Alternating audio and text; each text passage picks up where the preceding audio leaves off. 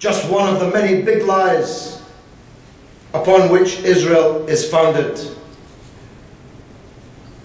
The first and biggest of which was this: that Palestine was a land without people, which should be given to a people without a land. Well, Palestine was never a land without people. There are hundreds of people in this room today who are Palestinians, whose fathers, grandfathers, great-grandfathers, great-great-grandfathers, going back century after century, were living in that land. And in the building in which I work, the British Parliament, where I've sat for nearly 23 years, Mr. Balfour, the British Foreign Minister, authored this entire tragedy when, on behalf of one people, he promised a second people, who, by the way, at that time represented only a tiny fraction of international Jewish opinion, and who, by the way, every one of them was an atheist. Don't tell me now it's about the Old Testament and God as the estate agent. The Zionists to whom Balfour promised this land were to a man atheists. They were ready to create their state of Israel in Uganda, in the Seychelles, in Patagonia.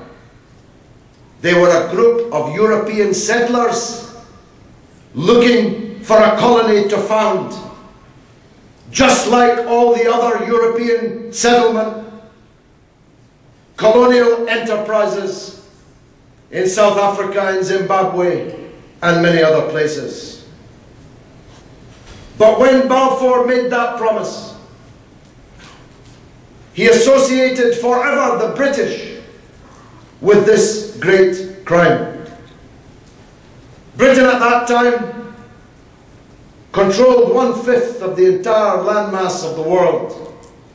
1/4 of the population of the world lived under the rule of London, of that one building in which I sit. It was said that the British had an empire so vast that upon it the sun never set. Though, as my Irish grandfather used to say, that's because God would never trust the British in the dark. And I never had cause to doubt it. Balfour's promise to these European settlers that they could have somebody else's land, who had lived there for millennia, was one of the greatest crimes of the imperial age. And the earth still shakes almost 100 years later as a result of that crime. The Palestinian people had their land taken away from them. They were expelled in their hundreds of thousands, who have now become millions. And the atrocities that we saw in Gaza over those 22 days are merely the latest chapter, by no means the worst chapter of the suffering of the Palestinian people. But it was the first chapter that we were able to watch live on television. Thanks to Press TV and Al Jazeera and the internet and YouTube and all the other means now at our disposal, there is nothing that the supporters of Israel can deny anymore.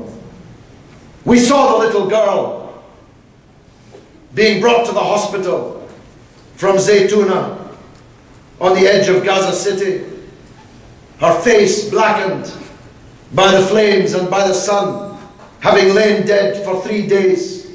Israel having told the International Red Cross that if they entered Zaytuna, they too would be killed. Forbidden to enter to collect the dead, to try to save the dying. We saw that little child held up to the camera, minus the arm and the leg that had been eaten by the dogs that were roaming the rubble of the killing fields. of Zaytuna. We read about, in The Guardian, the dead baby found still suckling on the toe of her dead mother. Keep that image in your mind. The next time you hear some besuited barbarian with an American accent or a South African accent as the spokesman for Benjamin Netanyahu talking about terrorism, remember that image. The next time you hear Israel boasting that it's the only democracy in the Middle East. Of course, the Palestinians had a democracy too. They held a democratic election too, described by President Jimmy Carter as one of the cleanest, fairest elections he had ever witnessed in a long life as a president, a politician, and an election observer. Let me make this clear. Write it down, those of you who are busily recording what I'm saying. I am not a supporter of Hamas. I have never been a supporter of Hamas. But I am a supporter of democracy. And nobody has the right to choose the Palestinian government except the Palestinian people themselves. Only they. Not London, not Washington, and definitely not Tel Aviv. Definitely not Tel Aviv.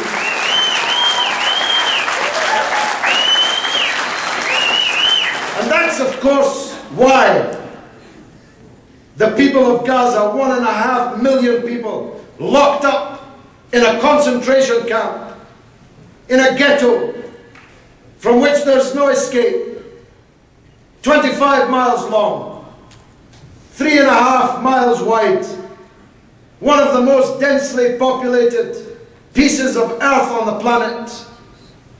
That's why they're being besieged. That's why they're being starved.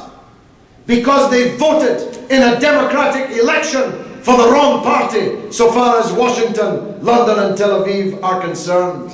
We go around invading Arab countries, proclaiming that we're invading and occupying in order to bring democracy, but we're ready to starve to death, to hold hostage 1.5 million people because they dared to vote the wrong way from our point of view. What kind of democracy is this? What kind of democracy is it that allows Israel to steal the money that belongs to the Palestinian Authority, to refuse to release taxes paid by Palestinians, hundreds of millions of dollars that could be feeding hungry people, could be providing shelter for homeless people? What kind of democracy is that? And I'm here to tell you that although 61,200 houses were destroyed in Gaza in 22 days, I don't know how many houses there are in Irvine, but it won't be many more if it is more than 61,200. Imagine, if you will, every single house in Irvine bombed into rubble in 22 days.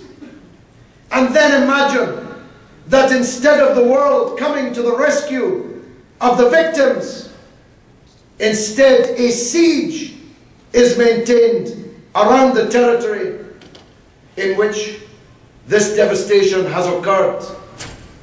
Because since the last bomb fell, not one pane of glass, not one brick, not one hammer, not one nail, not one bag of cement has been permitted by Israel to cross into the Gaza Strip.